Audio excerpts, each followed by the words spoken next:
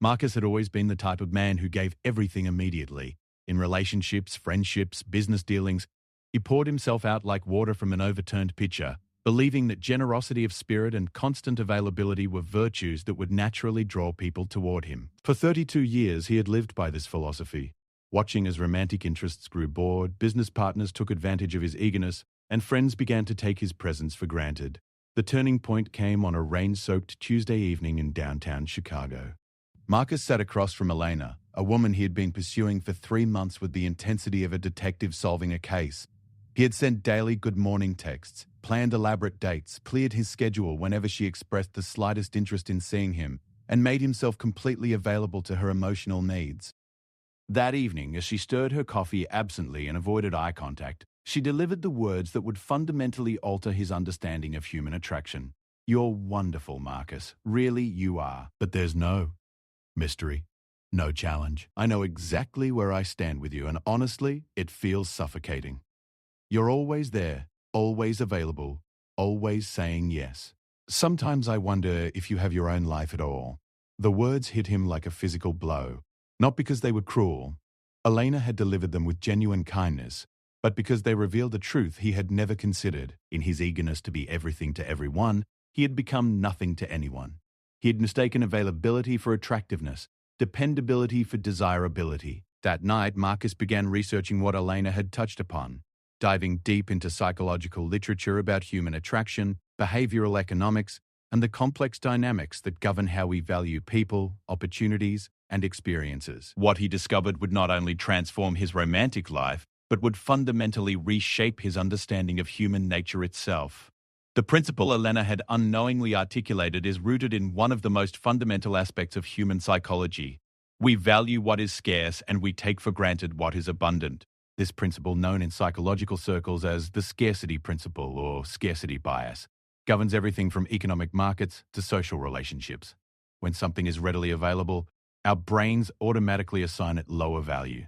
When something is difficult to obtain, rare, or potentially disappearing, our desire for it intensifies dramatically. Dr. Robert Cialdini, in his groundbreaking research on influence and persuasion, documented how scarcity affects human decision-making across virtually every domain of life. In romantic contexts, this translates to a counterintuitive reality.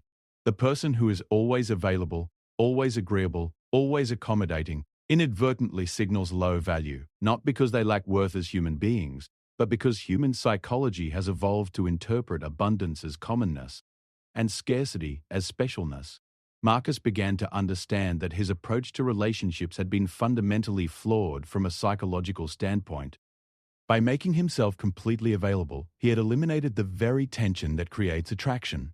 Attraction, he learned, is not a steady state but a dynamic process that requires elements of uncertainty, challenge, and the tantalizing possibility of loss. The psychological mechanism behind this phenomenon is complex but well documented. When we perceive something as scarce or difficult to obtain, our brains release dopamine, the neurotransmitter associated with pleasure and motivation. This dopamine release creates a sense of excitement and desire that we interpret as attraction. Conversely, when something is always available, dopamine levels remain flat, leading to what psychologists call hedonic adaptation, the tendency to quickly return to a baseline level of satisfaction despite positive events or acquisitions. But Marcus's journey into understanding the psychology of distance revealed something even more profound. The principle wasn't merely about manipulating others' perceptions, it was about genuine self-development and the creation of authentic value. The most attractive people weren't those who played games or manufactured artificial scarcity, but those who had genuinely cultivated rich, independent lives that others wanted to be part of. This realization led Marcus to examine the second part of the equation that Elena had unknowingly presented, the connection between internal strength and external invulnerability. The men and women who naturally created attraction through distance weren't doing so as a calculated strategy.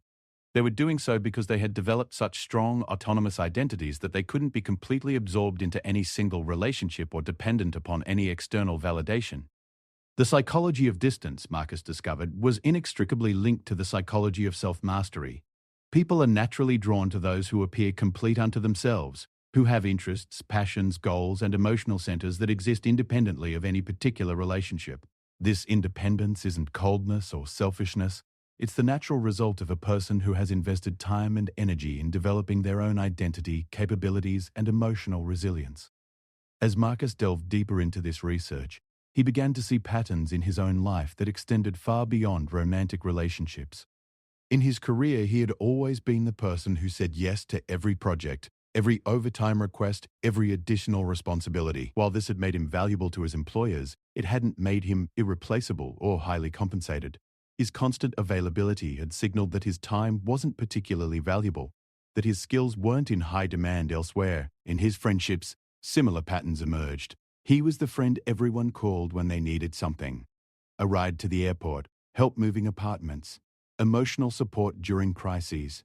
But he was rarely the friend people thought to invite to exciting events, exclusive gatherings, or opportunities that had limited space. His ubiquitous availability had positioned him as a resource rather than a companion. The psychological principle at work here extends beyond simple scarcity. It touches on fundamental questions of self-worth, identity, and the ways we communicate value to others. When we make ourselves completely available, we inadvertently send the message that we don't have better options, that our time and attention aren't in demand elsewhere, that we don't value ourselves highly enough to be selective about how we invest our energy. But the most profound insight Marcus discovered was that creating healthy distance and maintaining independence isn't about becoming cold, calculating, or manipulative. It's about developing such a rich internal life and strong sense of self that dependence on any external source of validation becomes unnecessary. The most attractive people aren't those who play hard to get. They are hard to get because they have created lives worth protecting and identities worth maintaining. This understanding would form the foundation for Marcus's transformation, but it also revealed the deeper truth that would guide everything that followed. The psychology of distance isn't ultimately about distance at all.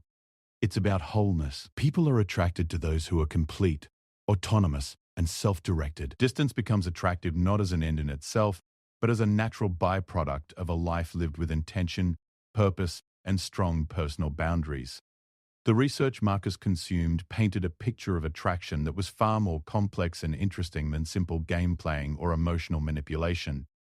Studies in social psychology consistently showed that people rate others as more attractive when those others are perceived as having high mate value, not just in terms of physical appearance, but in terms of social status, independence, options, and the ability to survive and thrive without dependence on any particular relationship. Dr. Helen Fisher's research on the brain chemistry of love revealed that uncertainty actually intensifies romantic feelings. When the object of our affection is unpredictable or occasionally unavailable, our brains interpret this as a challenge to overcome, releasing norepinephrine and dopamine in combinations that create the heightened emotional states we associate with passionate attraction. The person who is always available, always predictable, always accommodating, inadvertently eliminates the neurochemical conditions necessary for intense attraction. But Marcus understood that this knowledge came with profound responsibility. The goal wasn't to manipulate others' brain chemistry for selfish ends, but to develop authentic qualities that naturally created the psychological conditions for mutual attraction and respect. The most sustainable form of attractiveness comes not from artificial scarcity, but from genuine abundance. Having so much going on in your life that you can afford to be selective about where you invest your time and attention. This principle extended beyond individual psychology into broader social dynamics. Anthropological studies of human mating behaviors across cultures consistently showed that individuals who demonstrated independence, resourcefulness, and the ability to thrive without total dependence on others were universally perceived as more desirable partners. This isn't about coldness or emotional unavailability. It's about demonstrating the kind of strength and self-sufficiency that makes someone an asset rather than a liability in a relationship. Marcus's research revealed that the most successful long-term relationships weren't built on total merger and constant togetherness, but on what psychologists call interdependence, a dynamic where two complete individuals choose to share their lives while maintaining their separate identities, interests, and sources of fulfillment. The people who created this type of relationship naturally maintained the kind of psychological distance that kept attraction alive over time. As Marcus absorbed these insights, he began to see that Elena's feedback hadn't been a rejection of who he was, but a revelation of who he could become. The weak self she had identified, the self that needed constant connection, validation, and reassurance, was indeed something that needed to be destroyed, but not through becoming cold or withdrawn. through becoming so genuinely strong, complete, and purposeful that external validation became nice to have rather than necessary to have. This realization marked the beginning of Marcus's journey into the deeper psychology of strength, independence, and the paradoxical relationship between self-sufficiency and genuine connection with others. He was beginning to understand that the man who destroys his weak self doesn't become less capable of love and connection. He becomes more capable of it, because he approaches relationships from a position of strength rather than need. The implications of this understanding would prove to extend far beyond romantic relationships, touching every aspect of life where influence, respect, and genuine connection mattered. Marcus was discovering that the psychology of distance was really the psychology of strength, and that true strength could only be developed by destroying the weak, dependent, validation-seeking aspects of oneself that made genuine confidence impossible. Part 2. The Alchemy of Self-Destruction and Rebirth. 6 months after his conversation with Elena, Marcus found himself in a completely different relationship, not with another person, but with himself. The process of destroying his weak self had proven to be more challenging and more transformative than any external change he had ever attempted. It required not just behavioral modifications, but a fundamental rewiring of the psychological patterns that had governed his life for 3 decades. The weak self, Marcus learned, wasn't simply a collection of bad habits or poor choices. It was an entire identity structure built around the need for external validation, the fear of abandonment, and the mistaken belief that love and respect could be earned through self-sacrifice and constant availability.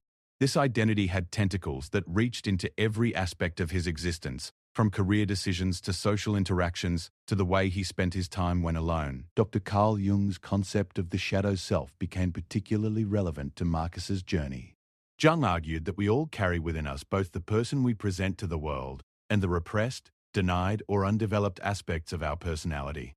For Marcus, the weak self had become the dominant identity, while his potential for strength, independence, and selective engagement had been relegated to the shadow. The process of transformation required not just eliminating weakness, but integrating and developing these shadow qualities. The first phase of this destruction involved what Marcus came to think of as radical honesty, a willingness to examine and acknowledge every way in which his need for approval had compromised his authenticity and effectiveness. This meant confronting uncomfortable truths about his career, where he had consistently undervalued his contributions and accepted less than he deserved in exchange for being liked. It meant examining his friendships and recognizing how his constant availability had positioned him as a supporting character in other people's stories rather than the protagonist of his own. Most painfully, it meant acknowledging how his romantic history was littered with relationships where he had gradually erased himself in an attempt to become what he thought his partners wanted. Each relationship had followed a similar pattern: intense initial interest, followed by gradual loss of attraction as he made himself smaller and smaller to accommodate his partner's needs and preferences. The psychological research Marcus encountered during this phase painted a clear picture of why this approach had been so counterproductive. Studies in attachment theory showed that while people say they want partners who are accommodating and agreeable, they are actually most attracted to those who maintain strong personal boundaries and independent identities.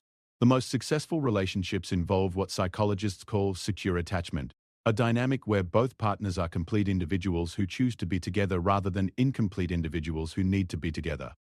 Dr. John Gottman's extensive research on relationship dynamics revealed that the couples who maintained long-term attraction and satisfaction were those who preserved what he called differentiation, the ability to be true to oneself even in the context of an intimate relationship. Partners who lost themselves in relationships, who gave up their interests and identities to merge completely with their romantic partners, invariably experienced declining satisfaction and attraction over time. But destroying the weak self involved more than just intellectual understanding. It required practical, systematic changes to the patterns of thought and behavior that had reinforced weakness for years. Marcus began implementing what he called strategic withdrawal, carefully and deliberately pulling back from the excessive availability that had characterized his previous approach to relationships and social interactions. This wasn't about becoming cold or disconnected, but about developing what psychologists call emotional regulation, the ability to maintain internal stability regardless of external circumstances. Marcus began practicing saying no to requests that didn't align with his priorities, declining social invitations that felt more obligatory than enjoyable, and creating space in his schedule for pursuits that interested him regardless of whether they impressed others. The initial results of this approach were both encouraging and unsettling. Some people in his life, particularly those who had grown accustomed to his constant availability, expressed confusion or even irritation at his new boundaries. But others, especially those he had always respected but who had seemed somewhat indifferent to him, began showing increased interest in his opinions, his time, and his company. The psychological principle at work here is known as reactance theory, developed by psychologist Jack Brem. According to this theory, when something we previously had unlimited access to becomes limited or restricted, we experience psychological reactance, an increased desire for that thing. By making himself less available, Marcus was inadvertently triggering reactance in others, causing them to value his attention and time more highly than when it had been freely given. But the deeper transformation occurring wasn't about manipulating others' psychology. It was about developing authentic strength and independence that naturally commanded respect. Marcus began investing heavily in what psychologists call self-efficacy, the belief in his ability to handle challenges and achieve goals independently. This involved developing new skills, pursuing interests that excited him personally, and creating achievements that weren't dependent on others' approval or participation. He enrolled in martial arts classes, not because he expected to ever use these skills in combat, but because the discipline required to advance through belt rankings demanded a type of internal strength he had never developed. He began learning to play piano, an interest he had suppressed for years because it seemed impractical and self-indulgent. He started a side business consulting with small companies on marketing strategies, leveraging expertise he had developed in his corporate job but had never thought to monetize independently. Each of these pursuits contributed to what psychologists call identity diversification, the development of multiple sources of competence, interest, and self-worth that reduce dependence on any single relationship or external source of validation. Marcus was becoming genuinely more interesting, because he was becoming genuinely more interested in life beyond social approval. The transformation in his professional life was particularly dramatic. By stepping back from his role as the employee who said yes to everything, Marcus created space for his colleagues to recognize what he actually contributed to the organization. His new selectivity about which projects he took on forced others to compete for his attention, paradoxically increasing his perceived value within the company. When he was eventually offered a promotion with a significant salary increase, Marcus realized that his previous approach, trying to prove his worth through constant availability and accommodation, had actually undermined his advancement. By making himself scarce and valuable, he had achieved in 6 months what years of excessive dedication had failed to accomplish. The psychological principle behind this transformation is rooted in what economists call signaling theory. Our behaviors send signals about our value, confidence, and desirability. Constant availability signals low value and limited options. Selective engagement signals high value and numerous alternatives. Marcus was learning to send the signals that accurately reflected his growing competence and self-worth.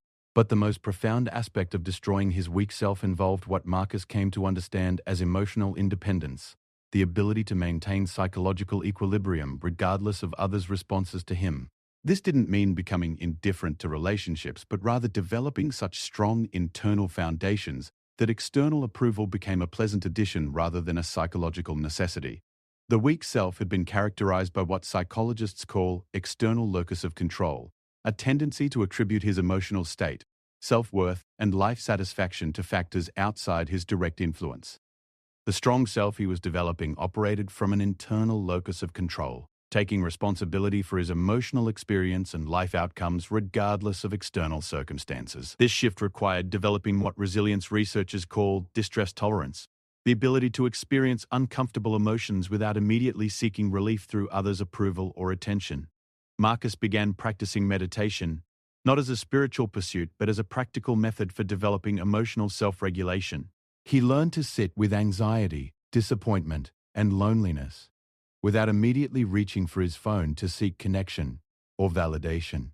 The meditation practice revealed something unexpected about the nature of strength and weakness. The weak self hadn't been weak because it experienced difficult emotions. It had been weak because it couldn't tolerate those emotions independently. Strength wasn't about feeling less. It was about needing less external support to process what he felt. As Marcus's tolerance for emotional discomfort increased, his need for constant reassurance from others diminished correspondingly. This created a positive feedback loop. The less he needed others' approval, the more freely he could express his authentic opinions and preferences, which made him more interesting and attractive to others. which provided natural validation that reinforced his growing confidence.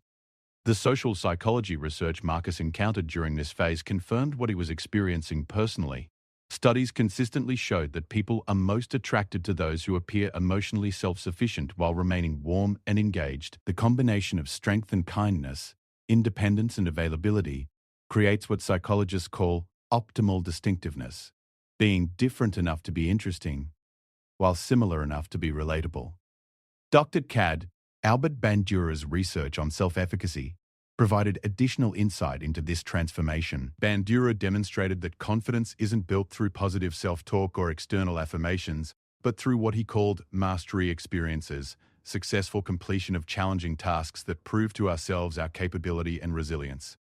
Every time Marcus successfully maintained his boundaries, pursued his interests despite others' indifference, or achieved something through independent effort, he was building genuine confidence based on demonstrated competence. The destruction of his weak self also involved confronting what psychologists call cognitive distortions, systematic errors in thinking that had reinforced his people-pleasing tendencies. Marcus identified patterns of mind reading, assuming he knew what others wanted from him, catastrophizing, imagining that setting boundaries would lead to complete rejection, and emotional reasoning, believing that his anxiety about disappointing others proved that disappointing others was actually dangerous. Cognitive behavioral therapy techniques helped Marcus recognize that most of his fears about becoming more independent were based on distorted thinking rather than realistic assessment of consequences. In reality, most people respected boundaries when they were clearly and kindly communicated. Those who didn't respect boundaries revealed themselves to be individuals whose approval wasn't worth seeking in the first place. The process of destroying his weak self was revealing that weakness and strength weren't opposite ends of a spectrum. They were entirely different operating systems. Weakness operated from scarcity, constantly calculating how to get needs met through others. Strength operated from abundance, focusing on how to create value and express authenticity regardless of others' responses. This distinction became crucial as Marcus navigated the social dynamics of his transformation. Some people in his life welcomed his increased independence and strength, finding him more interesting and engaging than before. Others, particularly those who had benefited from his previous over-availability, resisted the changes and attempted to pull him back into his old patterns. Dr. Harriet Lerner's research on relationship systems helped Marcus understand this resistance. When one person in a relationship system changes significantly, it creates pressure on everyone else in the system to change as well. Those who had grown comfortable with Marcus in a supporting role experienced his transformation as threatening to the established dynamic, even when it was ultimately healthier for everyone involved. Marcus learned to expect and navigate this resistance without reverting to his old patterns. He developed what he called compassionate firmness, the ability to maintain his boundaries and new behaviors while understanding that others' resistance came from their own discomfort with change, not from any failing on his part. The most challenging aspect of this phase involved romantic relationships. Marcus found himself naturally attracting different types of people than before. Women who were themselves more independent, accomplished and emotionally mature, but he also had to navigate the complex dynamics of dating while undergoing fundamental personality changes. His first serious relationship after beginning this transformation was with Sarah, a successful architect who had initially been intrigued by his independence and self-direction. The relationship became a laboratory for testing whether his new approach to personal strength could coexist with genuine intimacy and emotional connection. The answer, Marcus discovered, was that strength enhanced rather than hindered real intimacy. Because he no longer needed Sarah's approval to feel good about himself, he could be more authentic in their interactions. Because he wasn't afraid of losing her, he could express disagreement when it arose rather than suppressing his own preferences. Because he had his own interests and goals that existed independently of their relationship, he brought energy and excitement to their time together rather than treating her as his primary source of entertainment and fulfillment. The psychological research on healthy relationships supported what Marcus was experiencing. Studies consistently showed that the most satisfying long-term partnerships involved two individuals who maintained separate identities while choosing to share their lives. Partners who maintained their independence while being emotionally available created what psychologists call secure attachment, the optimal foundation for lasting love and attraction. But perhaps the most important discovery of this phase was that destroying the weak self wasn't a one-time event but an ongoing process. The tendencies toward people-pleasing, external validation seeking, and boundary dissolution were so deeply ingrained that they required constant vigilance to overcome. Marcus learned to think of strength not as a destination, but as a daily practice of choosing his authentic self over his people-pleasing self. This ongoing nature of the transformation revealed something profound about human psychology. We are constantly choosing who to be in each moment. The weak self and the strong self weren't fixed identities, but rather patterns of choice that could be consciously directed. Every interaction presented an opportunity to choose strength over weakness, authenticity over accommodation, independence over codependence. As Marcus moved into the second year of his transformation, he began to understand that destroying his weak self was creating space for something far more valuable than just increased attractiveness or professional success. It was creating space for genuine self-respect, authentic relationships, and the kind of life satisfaction that comes from living according to one's own values rather than others' expectations. The man who was emerging from this process of destruction and reconstruction was fundamentally different from the man who had sat across from Elena that rainy Tuesday evening. He was becoming someone who could indeed never be destroyed by others, not because he was invulnerable to pain or disappointment, but because his core sense of self no longer depended on external validation. He was becoming indestructible in the only way that truly mattered. He was becoming self-determined. Part 3. The Invulnerable Self. Living Beyond Others' Power. 2 years after beginning his transformation, Marcus stood in his apartment looking out at the Chicago skyline, reflecting on how completely his understanding of strength and vulnerability had evolved. The man who had once measured his worth by others' responses to him had developed into someone whose sense of self remained stable regardless of external circumstances. This wasn't because he had become cold or disconnected, but because he had developed what psychologists call emotional sovereignty, the ability to maintain internal equilibrium while remaining fully engaged with life and relationships. The journey to this point had required him to confront one of the most fundamental misconceptions about human nature, the belief that vulnerability and strength are opposites. Marcus had discovered that true invulnerability, the kind that makes one genuinely indestructible in relationships and social situations, actually requires a sophisticated understanding of when and how to be vulnerable. The invulnerable self isn't one that never opens up. It's one that chooses vulnerability strategically and authentically, rather than using it as a manipulation tactic or desperate attempt to create connection. Brené Brown's research on vulnerability had been instrumental in helping Marcus understand this distinction. Brown's studies revealed that vulnerability becomes a strength only when it emerges from a place of self-worth and conscious choice, rather than from neediness or the hope of gaining approval. The weak self had used vulnerability as a strategy, sharing personal struggles, fears, and insecurities as a way to create intimacy and elicit care from others. The strong self that Marcus had developed understood vulnerability as a gift, to be given selectively to those who had earned the right to receive it. This principle had revolutionized his romantic relationships. His relationship with Sarah had deepened significantly once he learned to distinguish between authentic vulnerability and the performative emotional exposure he had mistaken for intimacy. When he shared fears or insecurities with Sarah now, it was because he genuinely trusted her and wanted to deepen their connection, not because he needed her reassurance to feel okay about himself. The psychological research Marcus encountered in this final phase of his transformation revealed that people who achieve genuine emotional invulnerability share several key characteristics. They have developed what psychologists call differentiated attachment, the ability to be close to others without losing themselves in those relationships.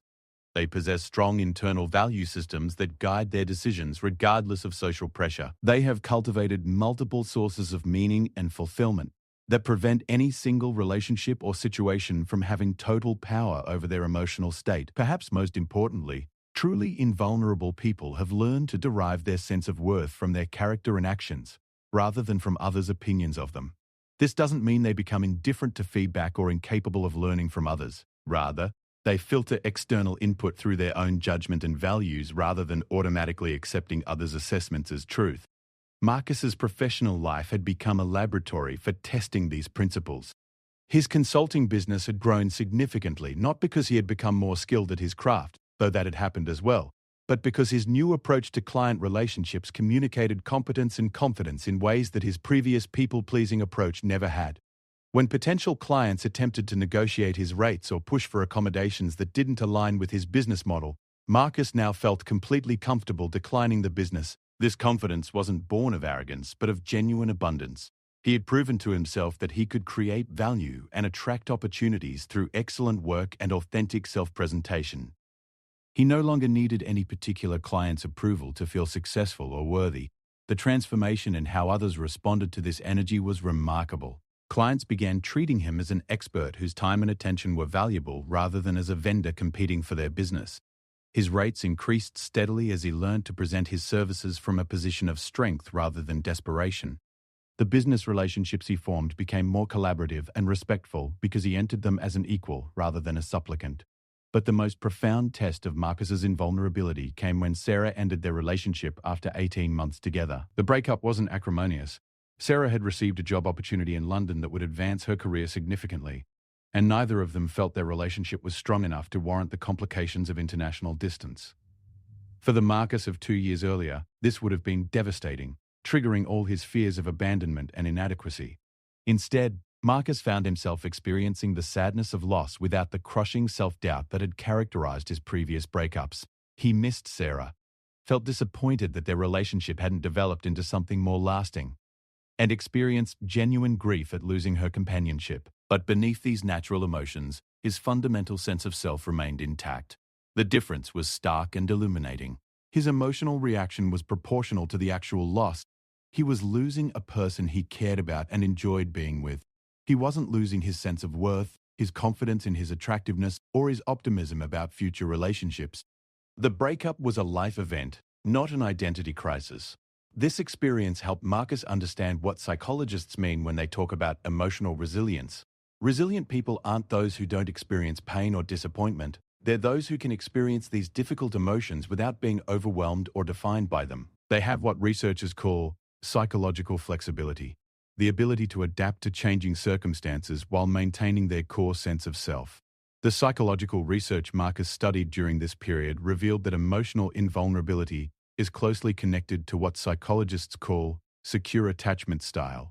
People with secure attachment have learned to maintain intimate relationships without losing their individual identity. They can be close without being dependent, caring without being controlling, and vulnerable without being needy. Developing secure attachment as an adult requires healing what psychologists call attachment injuries, early experiences that taught us that love and approval must be earned through self-sacrifice, or that our worth depends on others' responses to us.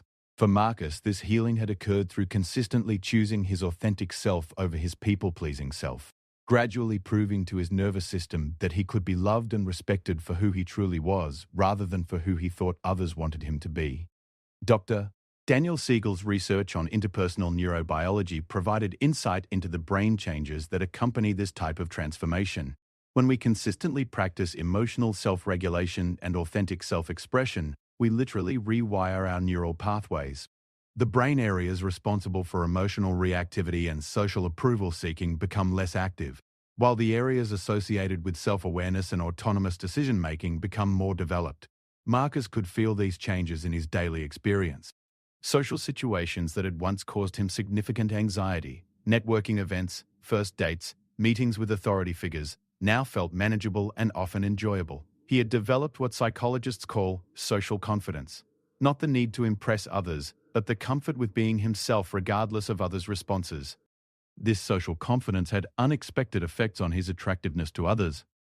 Women seemed to find him more interesting and appealing, not because he had become more conventionally attractive or successful, but because he projected the kind of centered calm that comes from emotional self-sufficiency. Friends sought his advice more frequently because they sensed that his opinions came from genuine conviction, rather than from a desire to tell them what they wanted to hear. But perhaps, most importantly, Marcus had developed what he came to think of as outcome independence, the ability to engage fully with goals and relationships while holding lightly to specific results. He could pursue romantic relationships with genuine enthusiasm while being genuinely okay if they didn't work out. He could invest in friendships and professional opportunities while maintaining emotional equilibrium if they didn't develop as hoped. This outcome independence, Marcus learned, is one of the most attractive qualities a person can develop. When someone is fully engaged but not desperately attached to outcomes, they bring a quality of presence and authenticity that draws others naturally toward them.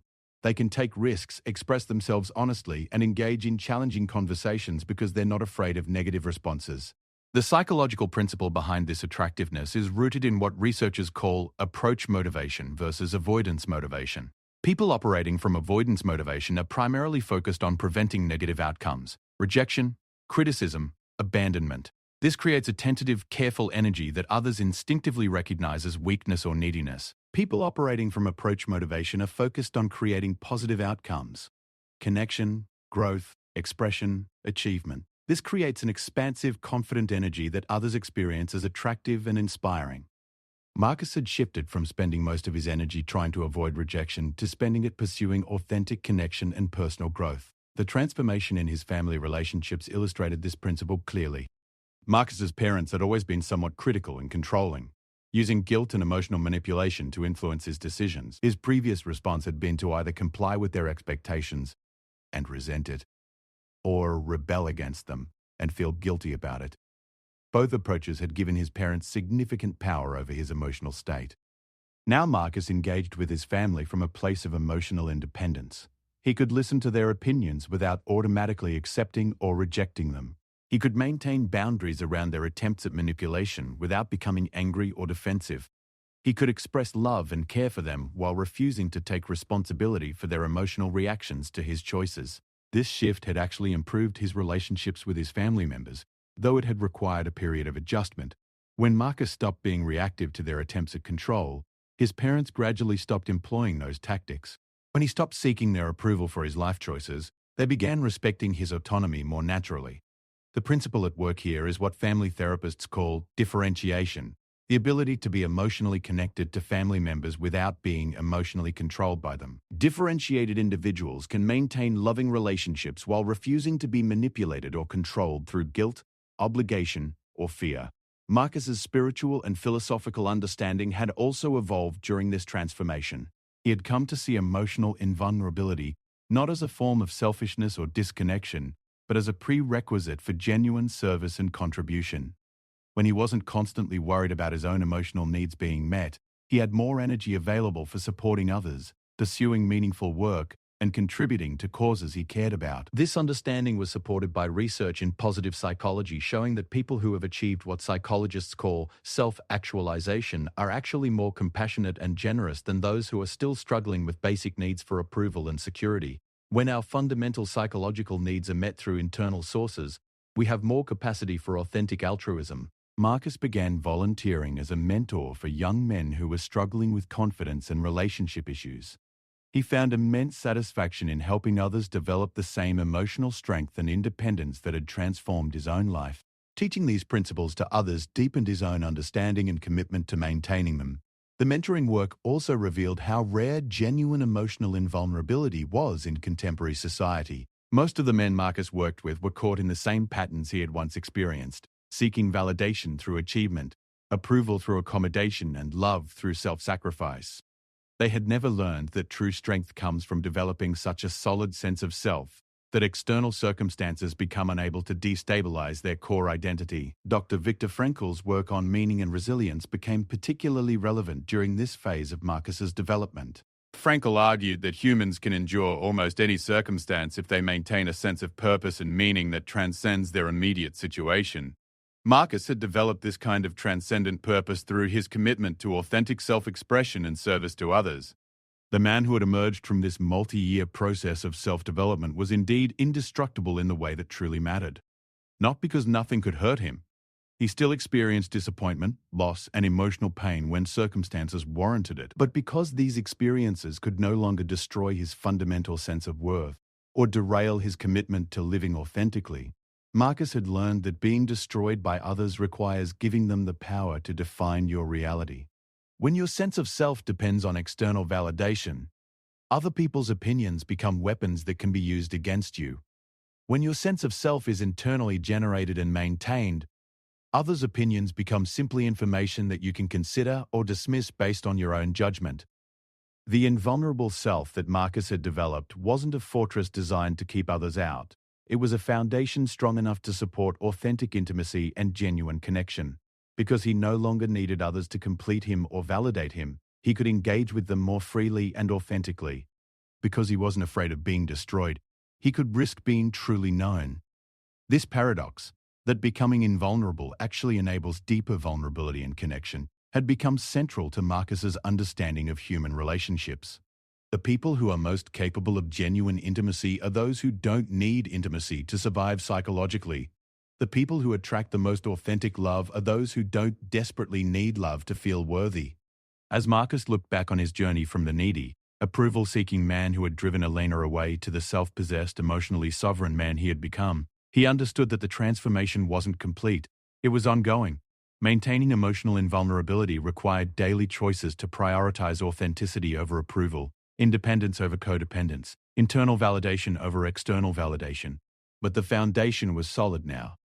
He had proven to himself through countless small tests and several major challenges that he could maintain his sense of self regardless of external circumstances. He had developed the kind of emotional strength that made him genuinely attractive to others while making him genuinely free from their power to destroy him.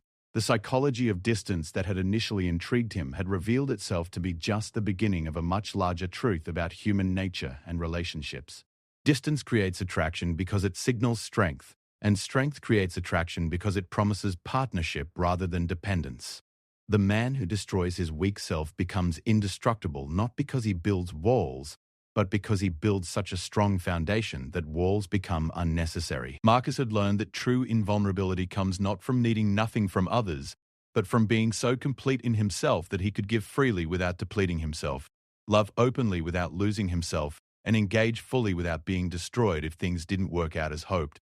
He had become the kind of man who could indeed never be destroyed by others, not because he was beyond their reach, but because his core self existed independently of their approval or disapproval. In developing this invulnerability, Marcus had discovered something profound about the relationship between strength and attraction, independence and intimacy, self-sufficiency and love. The strongest people aren't those who need nothing from others.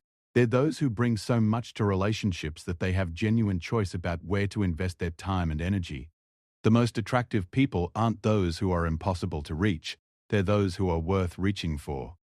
The transformation was complete not because Marcus had reached some final destination of perfect emotional strength, but because he had developed the tools and understanding necessary to maintain his course regardless of what external challenges arose. He had become a man who could love without losing himself, pursue goals without attaching his worth to outcomes, and engage with others without giving them the power to define his reality. The weak self had been destroyed, not through violence or suppression, but through the patient development of something so much stronger that weakness became irrelevant. The invulnerable self that had taken its place wasn't a hardened shell but a flexible strength capable of experiencing the full range of human emotion while maintaining the core integrity that made genuine confidence possible. Marcus understood now that this was the foundation not just for romantic attraction or professional success, but for a life lived with dignity, authenticity, and the kind of deep satisfaction that comes from being truly yourself regardless of circumstances. He had become indestructible in the only way that ultimately mattered. He had learned to build his life on the unshakable foundation of self-respect, authentic expression, and emotional sovereignty. The psychology of distance had led him to the psychology of strength, which had revealed the ultimate truth about human attraction and relationships. We are most drawn to those who are complete in themselves yet willing to share that completeness with others. Marcus had become such a person, and in doing so, had created the kind of life where external circumstances might change his experience but could never change his essential sense of self. Epilogue. The ongoing practice of strength. 3 years after his transformation began, Marcus received a message from Elena. She was in Chicago for a business conference and wondered if he'd like to meet for coffee. As he read her message, Marcus noticed his complete lack of anxiety or excitement. He felt mild curiosity about how she was doing and some warmth for their shared history, but no charge of emotional reactivity that would have once characterized such contact. When they met, Elena remarked on how different he seemed. More confident, more present, more genuinely himself. She asked what had changed, and Marcus realized he could point to that painful conversation 3 years earlier as the beginning of the best thing that had ever happened to him. Her rejection hadn't destroyed him. It had revealed what needed to be destroyed so that his true self could emerge. The man who destroys his weak self can indeed never be destroyed by others, Marcus had learned. Not because he becomes invulnerable to pain, but because he develops such strong internal foundations that external circumstances lose the power to define his worth, direct his choices, or determine his emotional state. The psychology of distance, it turned out, was really the psychology of strength, and strength was simply the natural result of choosing authenticity over approval, independence over codependence, and self-respect over the desperate pursuit of others' validation. In destroying his weak self, Marcus hadn't become less capable of love. He had become capable of a deeper, more sustainable kind of love that strengthened both him and those he chose to share his life with. The journey from weakness to strength, from dependence to independence, from vulnerability to invulnerability, had revealed itself to be the foundation not just for attraction and success, but for a life lived with genuine dignity and authentic joy. This was the ultimate truth about the psychology of distance and the destruction of the weak self. The goal was never to become cold or disconnected, but to become so genuinely strong and complete that warmth and connection could flow freely without depleting the source. Marcus had become such a man, and in doing so had discovered what it truly means to be indestructible.